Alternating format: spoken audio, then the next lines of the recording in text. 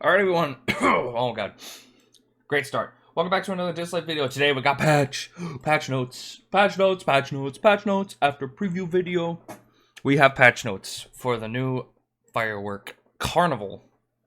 Well, not carnival, firework celebration that is going to be happening today. Well, like a week from now, it will be happening. We have two things to talk about. We have the main patch notes that we are going to zippity dip on through. They seem actually pretty small this time compared to others. But on top of that, we have the new Resonate system overview right here. And then there's a tweet that Dislyte put out that we will also be looking at today. So a lot of different things. So stay tuned if you're actually interested. Now, I'm going to say it again. After, well, we'll look at the characters first, and then I'll say some stuff. Okay. So, the new characters are Heimdallr, Thoth, and Zhang Kui. So, let's go through it. Let's go through the number one right now. We have Ashley Heimdallr. Ashley is a powerful fighter with support abilities. Oh, wow. Wait, that... Is that... Wow, that's probably the smallest description compared to Gaia's. She hits hard and supports. Alright, cool. Cloud Scatter. Her first ability deals damage to an enemy based on Ashley's attack. Has a chance to inflict speed down. Okay. That's a pretty simple ability. Slowing speed is good. Ashley's Divine Retribution deals damage to all enemies based on Ashley's attack, inflicts attack down to all of them, has her attack of stunning the enemies whose attack is lower than Ashley's. Okay. So, does that work in the same turn? So, with attack down, does it then inflict the stun? If not, then, you know, Gabrielle's gonna have a nice supportive friend here. It's going to be real neato, skeeto for her. But, you know, that's okay. That's not bad. You know, she's got a little bit of control, possibly. Ashley's third ability, Darting. Daring Spirit gains defense up, gains a shield based on attack, grants attack up to all allies, deals damage to all enemies based on her attack, gains Bifrost. Okay. What's Bifrost? Oh, well, this is the Ascended one, so let's actually just read the Ascended. Gains defense up, gains a shield. So she is... It's interesting that it's defense up. So she gives herself defense and a shield, and the whole team attack. Then deals damage to all enemies based on her attack. I mean, a self-buffing AoE character is going to be very strong, right? If she's the only DPS on your team, you don't really have to care about adding another. Her and Unky Chai will be pretty good together too then. At the start of combat, gain a certain number of Bifrost stacks. Okay. Bifrost is undispellable. That's fine. When an ally triggers a crit with their turn, they deal additional true damage based on target's match HP and reduces the target's AP by a certain percentage. The additional damage has an upper limit and can only be triggered a limited number of times per turn. When an ally is attacked by a critical hit, increases all allies' AP by a certain percentage, can only be triggered a limited amount of times per turn, consumes up to one stack of this buff per turn. The number of stacks is subjected to a limit.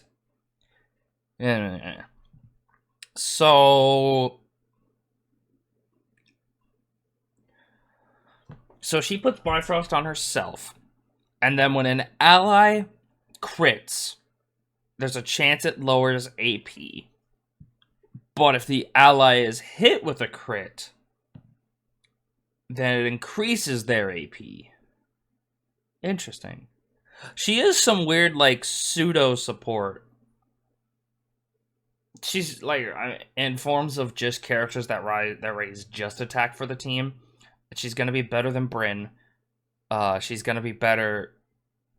I'd say maybe on par with Unky Chai, because Unky Chai can lower ability cooldowns or skill cooldown. So she seems very dull compared to compared to Gaius, because Gaius does a million things.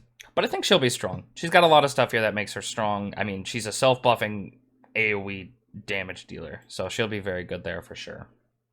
So next we have Thoth. He's the 5-star Inferno controller. Oh, he's a single target controller. Okay. That does make it interesting for sure. Ellie's first ability, Scholar Star, deals damage to an enemy multiple times based on Ellie's attack and max HP. Has a chance of taunting the enemy. Okay. Okay. Taunt, so he wants to get hit. Sharp Stratagem. His second ability. Attacks one enemy multiple times. Depends on how many multiple times this is. Deals damage based on his attack max HP. Has a chance of taunting the enemy. Gains a shield based off his max HP. This ability won't miss. Oh, he always taunts. Oh. Maybe a fast, like, hollow battle interrupter in a way. Okay. Interesting. Ellie's third ability, Pure Enlightenment, deals damage to an enemy based on attack, dispels all their buffs, and extends all their ability cooldowns, and he gains crit resist. Upgraded when ascended, when Elliot is attacked, it reduces this ability's cooldown up to a certain number of times per turn. Ooh! I see why he's single target. He'd be absolutely gross if he had an AoE taunt. Interesting. So he wants to get a hit. People are going to run revenge on him. He's going to be very annoying on revenge. His second ability just can't miss. And his third ability has cooldown reduction built in if he's attacked within a turn. And he has crit resist. And he dispels all buffs on his third ability for single target. That's pretty good. He's going to be really good, for sure. You know, obviously, oh, it's single target, though. Okay, well, if they have 1 DPS, you just single target that DPS out. Single target another character out. He's able to basically control one character for free and be super annoying about it. You'll definitely be seeing people run him with probably Swift, with like HP, accuracy, speed, stuff like that. But he's going to be good. He's definitely going to be good.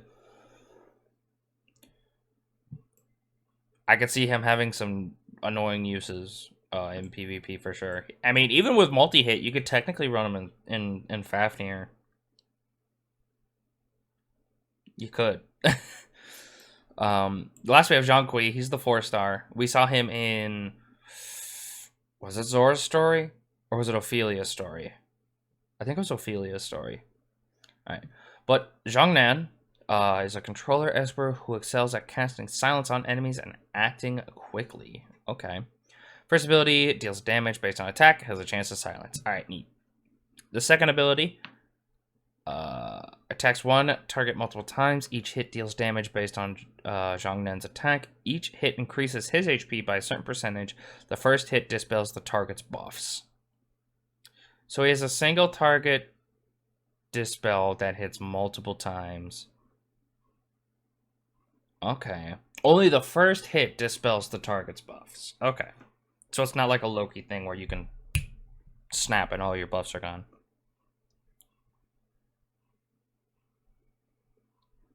His third ability, Heavenly Justice, attacks one target multiple times. Each hit deals damage based on Zhonghui's attack. Each hit inflicts silence when the target is when the target is already silenced, extends all of their ability cooldowns.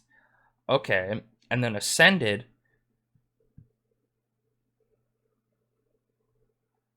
If enemies cast basic abilities, increases Zhonghui's AP by a certain percentage. Oh. Oh my good. That's pretty good. If you make it past the first, like, burst of skills, he's gonna be getting a lot of AP. Or if you specifically fight a lot of characters with passives, he's going to be really good against characters with passives because they just have a third ability and that's it. And then they're stuck using basics. So, oh, hold on. Saliva went down my esophagus. But he's going to be good against characters with passives. So, he's going to be good.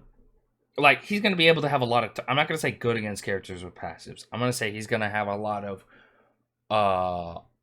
of turns against characters with passives like Clara, Great Tortoise, Cecilia maybe. Who else has a passive? Hades. You get what I mean. I'm just trying to shoot off at the top of my head characters with passives right now. But you get the point. Because they'll use their third ability, and then they're stuck using a basic attack for the rest of the turn. Does that proc off Revenge?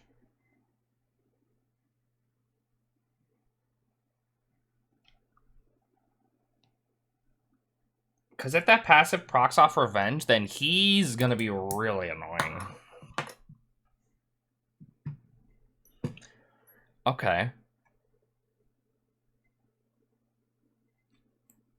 They look all good. I don't see any of them being like, oh my gosh, this character's bad. Don't use them. Right. Which is a good thing. We want characters to have maybe even a niche use. A character can be good if it's an annoying niche. So let's move on. We got new features. Added the Infinity Tower to the Infinity Miracle. The Infinity Tower unlocks once the spatial tower is cleared. It contains 10 floors. Clear a floor for the first time to claim its first clearing reward and unlock the next floor. Players will encounter a special temporal disturbance event on each floor. Select different events to trigger enemy/ally buffs. Clearing a floor without selecting any buffs will grant 3 stars, and stars will increase and decrease based on the number of buffs selected. Each floor grants up to 6 stars. Higher star rating will unlock better rewards, including platinum records, legendary ability mons, super sound matrices, and shimmer records. Okay.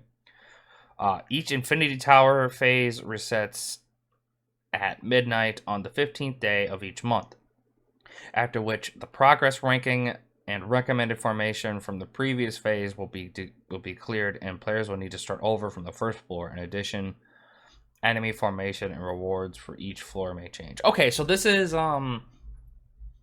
like Spiral Tower. Is it Spiral Tower from Summoner's War? I forget what it's called. But it's got a buff debuff system, and your rewards can change based on that. Okay, I mean, hey, another thing to do is fine. Added auto deposit and withdrawal to the Esper Vault. Esper inventory will now be displayed in the inventory. Wait. So, okay, Esper Vault. In the Esper Vault screen, players can withdraw Esper material cards from the Esper inventory in bulk and deposit them in the Esper Vault, and vice versa. The auto deposit withdrawal button will be added to the Esper Vault. Players can tap it to filter through 4 5-star materials or cards to deposit withdrawal. Added the Cube Relic Bind Box to the Cube Shot, priced at 800 cube points. Players can open it to select one set from 3 random relics and get one of the set's superior or / flawless relics for a random position. The Esper name card frame can now be acquired after Ashley is max level, max ascension, max resonate. Okay. Added solos and diaries for Li Ling. Okay.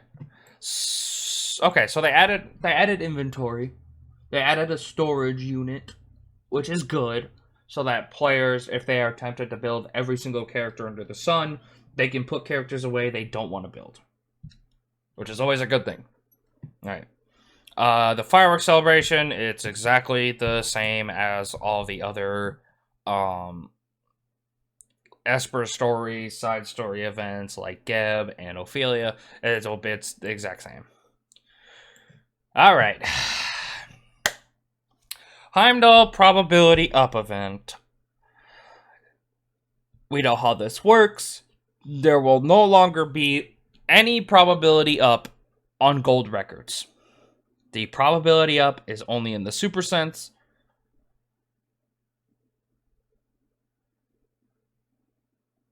That's it. That's all it's saying here. And with that, I'm going to tell everyone who watches this video, please don't summon. I mean, it's going to be a waste to summon gold records. I'm going to be 100% honest. I think any other content creator can be honest in saying that gold records are now a waste to summon on. The only purpose that gold records have is the conversion into super sense when you summon. So if anything, save your gold records until you know you'll have enough to guarantee the feature unit you want with super sense. If that makes sense. At least I think it makes sense. You know, it makes sense in my head. Save what you have. Wait for like a mythological character you absolutely love and adore.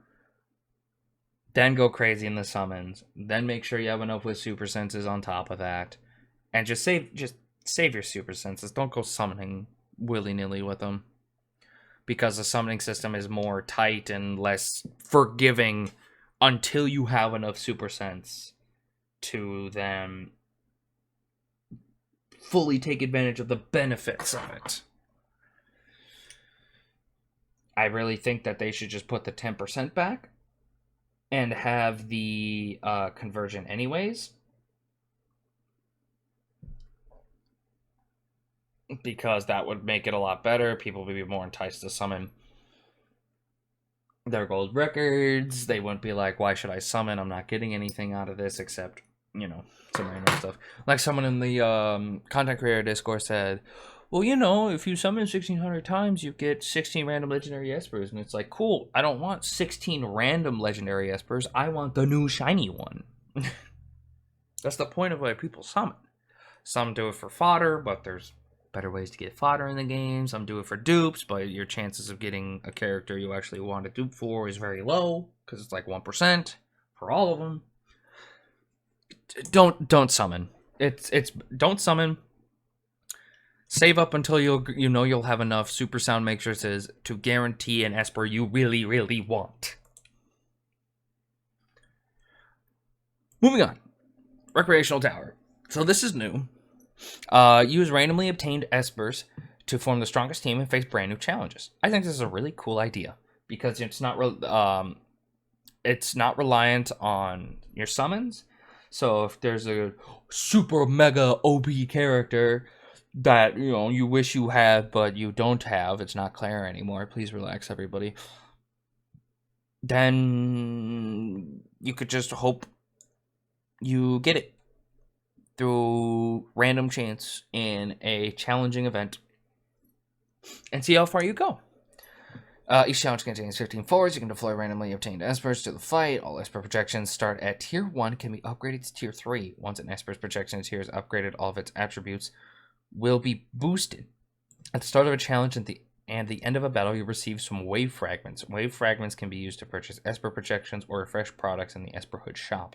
The higher the floor you reach, the greater the probability the legendary and epic esper projections will appear in the Esperhood shop. You'll get virtual data and proceed to the next floor upon victory, and lose 1 challenger's heart upon failure. Your challenge will end upon completing the 15th floor or losing all 5 challenger hearts. You will be rewarded with virtual database on the highest floor you clear. During a challenge, you can tap the reset button to end the challenge instantly and get corresponding rewards. You can use virtual data to redeem for shimmer records. Okay, and then you can use the currency to go into event shop and get shit. Okay, cool. Awesome. And now we talk about the big boy. The big boy. Is there anything else? Club optimization. Cool. New club tab. Esper. Optimize Esper growth. Story practice stage adjustments.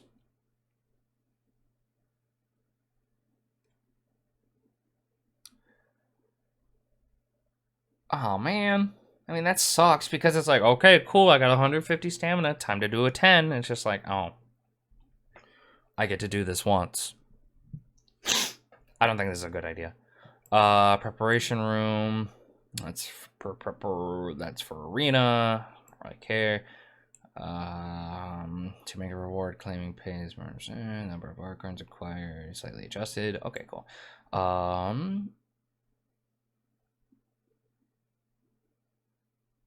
Okay, whatever. Okay, cool. The value daily pack stamina has been changed from 200 stamina to 80 in stamina pack. Okay, from the plaza. Fix an issue where Esper's attributes were abnormal after they were buffed and debuffed in some cases. Okay, interesting. All right, so now we're just going to go over here. We're going to talk about the new Resonate system. It's going to be a branching skill tree instead of the HP, defense, and attack percentage now. So, for example, in the attack branch, the player can choose the power suppression talent to increase damage dealt to enemies with restraint attributes by 3% when attacking. You may check the picture below to know more about our current design for this new system. We hope that the new talent system will solve issues players are currently experiencing after obtaining duplicate espers, so that they can have a more varied game experience and a richer strategy esper. Okay. Meanwhile, to allow players to enjoy the new Resonate system and develop an idea for the squad, we also plan to add more methods to achieve Resonate in the upcoming... Okay, that's good. Resonating, because that was my issue. Like, hearing about the new Resonate, so I was like, oh, okay, that's good. It's better, you know, diversifying the game's going to be good. But if people who summon more and get more dupes for a character have the ability to gain better skills and advantages because of the Resonate system, that's going to be an issue for free-to-play players.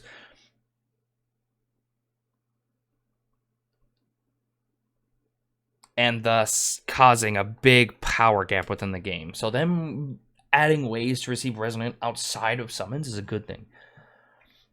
For espers already acquired by players, we will add new events and upcoming updates in which players can complete event tasks in order to increase Resonate levels for the esper needed. In addition, a new system will be launched as soon as possible to provide all players with a free way to acquire more copies of espers they already own.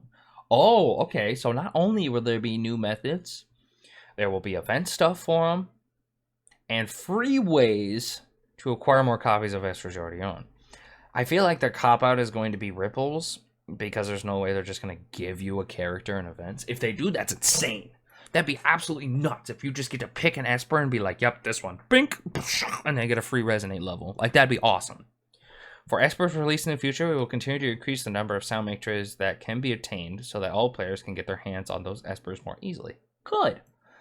I don't know why that's brought up in here, but we are aware the current solution may not meet all players' expectations. Still, as stated in the opening paragraph, we will keep listening attentively to your opinions by collecting your feedback and suggesting to further improve and optimize your gaming experience. In the near future, we will reveal a developer roadmap, which they already did on Twitter, for major content updates over the next 6 months. Well, this one's only... Yeah, no, that one's 6 months. And we hope to collect more feedback for all. Finally, we'd like to thank you again to contribute and support Dislyte. So here's what the system looks like, which is very cool. So we have the attack one, the defense one, and the HP one. Oh, we get all of it. Oh my goodness. Oh, okay. Wow. This is for reference only, but it's under development, so this is just a general idea of what they have. Oh, wow. When using your ability for the first time in each battle, deal an additional 6% damage. That's kind of good. So obviously we have the attack tree, the HP tree, and the defense tree. I mean, I'm going to go through all this, obviously, because this is really interesting, and I have not seen any of this yet. When using your ability for the first time, deal 6% damage. When an ally dies, increase crit damage by 8%. Oh man, Hades players. Woo! If a single ability's damage is 35% higher than the target's max HP, deal additional true damage equal to 5% of the target's max HP. Interesting. Okay, if HP is below 50%, increase lifesteal amount by 8%. That's gonna help. That's so interesting. That's gonna help like bruiser characters like a Wukong, but you're gonna have to dive pretty deep into the attack tree to get up to it, which is maybe not the most optimal thing. When attacking at disadvantage, enemy deal 3% more damage. You know, why? Wow, that's crazy. They put this here so to get Berserker one. That's pretty cool, actually. After casting a non-basic ability, the next basic damage ability damage acquires damage dealt plus 6%. Now, are these a one-time click?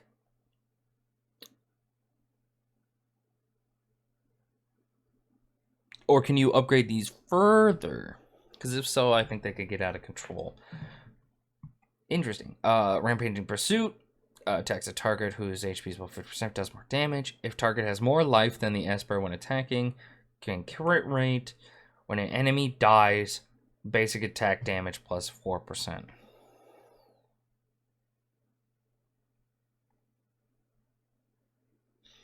Okay. So they obviously have to be careful with all these trees. I like that some of them are restricted, so you can't just click like the ones you want. You know, if you want Berserker Draw, you're gonna have to take Powerful Suppression, which could be bad, honestly. You know, you need this Divine Strike to get, you know, Deathly Cinder. People will definitely optimize this to, you know, for the best for each Esper, you know, and then people will, monkey brain will click and be like, oh, this person says this is good, which means I have to do it too. And then people will think of counters and be like, ha, you do nothing now. So let's go. Let's see HP. Let's just start from the bottom of the tree then and go up. Oh no, this is the bottom of the tree and go up. Okay. HP Flux. If the target's HP is below 40%, target's healing efficiency is increased by 5. Just 5? 5. I'm guessing that's percent. Each surviving enemy grants accuracy plus 2%. So that's a 10% accuracy buff. That's pretty good. 10% accuracy is not bad. When granting a buff, each buff restores 1% of max HP to the Esper, up to 3% max HP per turn.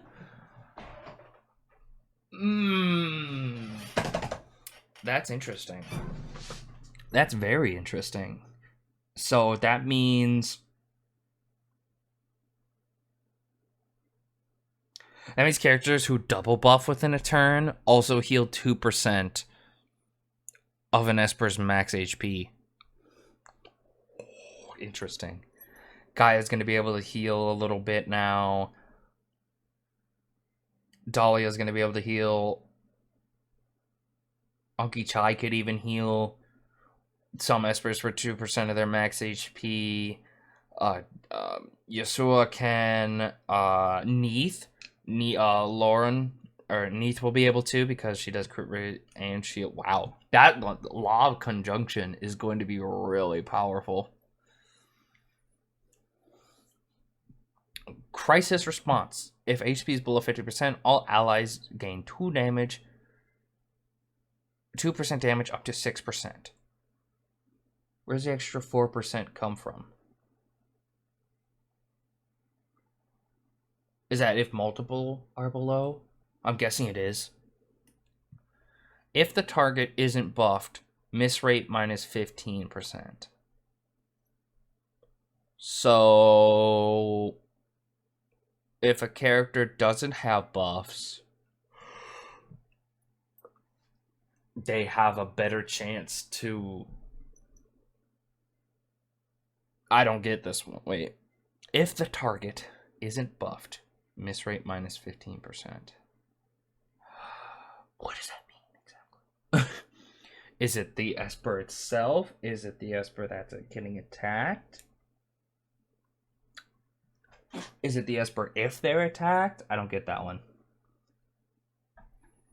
When granting a shield strength plus 8%. Oh. You put that behind the accurate hit thingy, man. I mean, it'd be too good anywhere else. Characters with shields are gonna want that for sure. Hasty action. If a skill is in skill cooldown, speed plus 10. If a skill is in cooldown, Yo, Gaia players, we are eating good today. We are eating, friends. Gaia supremacy. We are eating. Unis is gonna like that too. Wow, this haste action might benefit people who will benefit characters with longer cooldowns and might entice people not to ability mon characters so they can have the speed longer. That's crazy. Life power. Upon dispelling or stealing a buff, that buff inflicts max HP minus 3% to the target, up to 15% per turn.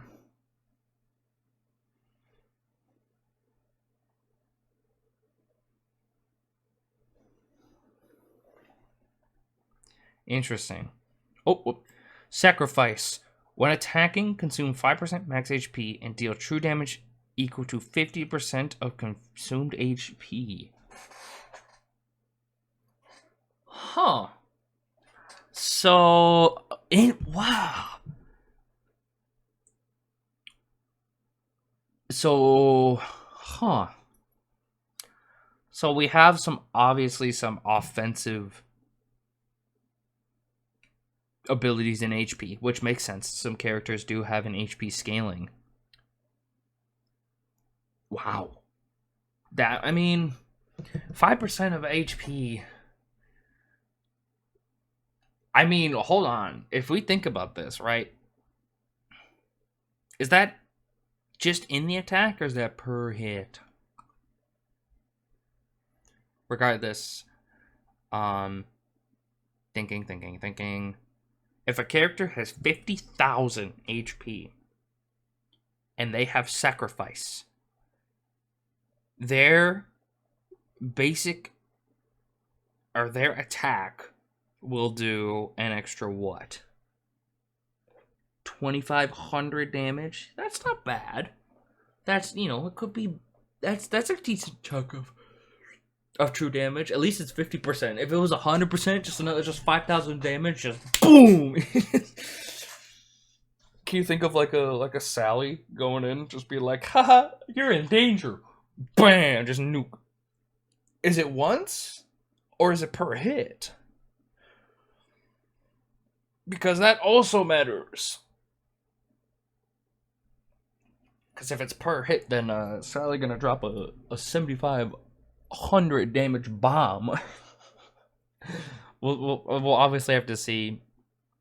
This is just for reference. This just give us a general idea of what they're going to be doing or attempting to do with the resonate system. Which so far, it's little small things that are going to be annoying, but are going to change. Are subject to change most likely. And now we have the defense system.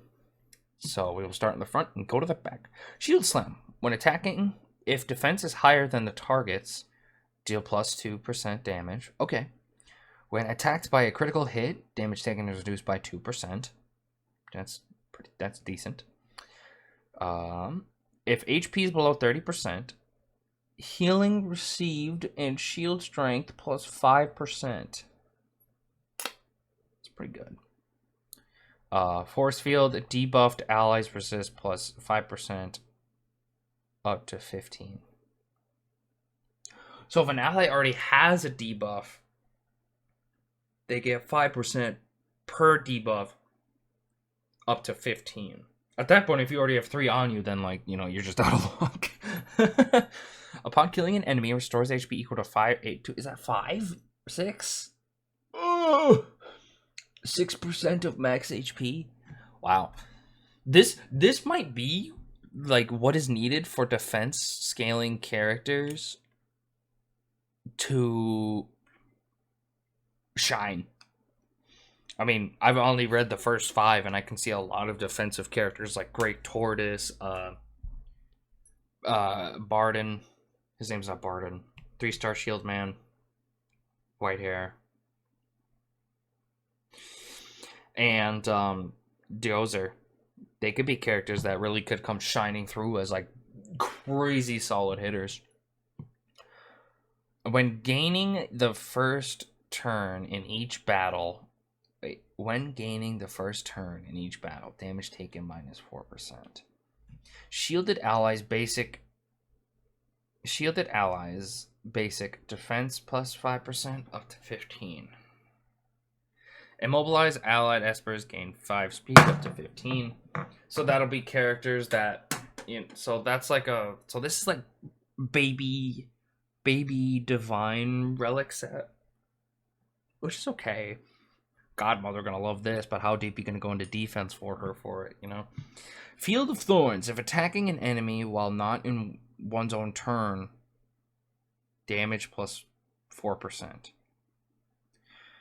Oh, they put revenge in the defense tree. Okay. If attacking an enemy while not in one's turn. So characters that naturally have revenge, this is going to be good for them if they need defensive scaling. Characters that normally run revenge, going a defensive route over HP might be a bad idea, but we will see. I think overall so far none of this looks crazy broken because it is very low percentages, but with a lot of these low percentages possibly stacking up within a turn, that's a lot of damage.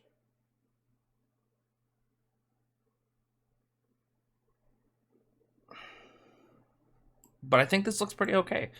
I mean, I could be not really, you know, I'm not going to go in deep and calc all this because it's, you know, it's under development. This is just for reference of a general idea. This is all subject to change within time. But I believe there's going to be a lot of 3 stars starting out that are going to have a higher advantage because their relic system is going to be a lot deeper. So characters, so 3-star characters like DPS wise, we got Tang Yun, Fenrir. There's even Idun, Chambler, the Gunman. You know, they're gonna have uses. Support units, you know, use Unki Chai. They're gonna have a higher advantage in the HP pool, and then for the defensive pool, I already said Barden. I mean, you could use David better probably now. If you're gonna use David, you're gonna use Jason, whatever you want to call him. But overall, I think the patch is okay. Obviously, there were no espers nerfed. I'm gonna say it again in this video. Please don't summon. I'll even make a separate video when the espers mini profile videos come up, and I will still tell you, don't summon. Please don't summon. Save up your gold records until you know you'll have enough super ensigns to guarantee the esper if you really want it. And if you are willing to spend money, be cautious with it. If you have pull, you know, just be cautious with it. But thanks everyone for so much for watching till the end of the video. I could tell you to like and subscribe, but I don't know. That's kind of basic right now. Maybe I'll think of a cooler way to do it in the future. Thank you so much for making it to the end of the video. And as always, we'll see you next time. Hey, it's me, Banana. Half second later, I forgot about the roadmap that they posted. I had it on the side. I hit stop recording, and we're back with it. So this is the roadmap. I did peep this a little earlier, but I'm just going to go over it again. Developer roadmap is an indication and may change in the future, but some in the autumn. So basically September, October, November, you will be able to, we got stuff here, we have content here, and then all the way up to spring, which is good. Having the stuff planned out like 6-7 months in advance is always a good thing, which means they can subject to change it depending on what's going on. So coming up probably in the next couple months, we'll have the Sentinel Hunt. Team up with other squads from your club to challenge the boss. Test strategy and cooperation between squads and get abundant rewards. Okay, awesome. Finally, I thought the Desolate Lands would be this, but it's not. It's another event entirely, which is going to be good. You know, having some club mates to have some fun with some stuff is a very good thing. Desolate Man team mode. Shadow Mother is now available. Team up with mighty partners to fight for glory. Okay, so other people within the Dislyte content creator community, they had a feeling that the Shadow Mother would also be a cooperative fight, which is good. Awesome. More cooperative stuff besides just here's a friend. Go wild. Wonderland Adventure. Heed your club's call and join the Wonderland Adventure. Explore stages in the amusement park and find the final boss to earn your share of the rewards. More co-op stuff. It's more with clubs, which is okay. You know, maybe you could expand it to the whole player base, but then that could get a little bit possibly toxic with random people being like, ugh, this guy can't even clear this dude. That's insane. Get him out of here.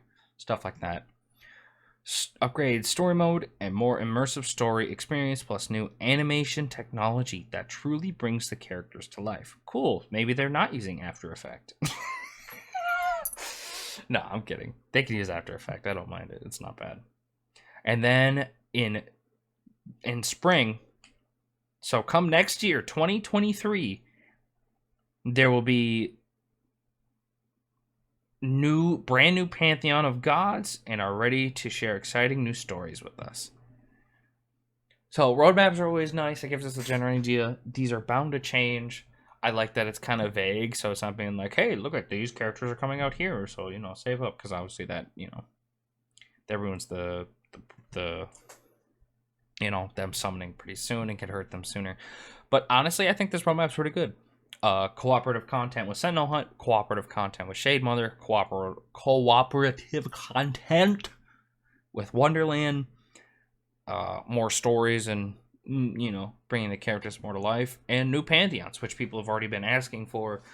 We can get Mayan, Slavic, Celtic, Hindu is a little bit tricky to do because they could get a little bit pissed about it. And who knows what else? Japanese mythology. You know, that means they've had a ton of characters ideas and are willing to put in more within the 6 months. But that's going to be it for the video. Like, subscribe, and all that stuff. And as always, I'll see you next time.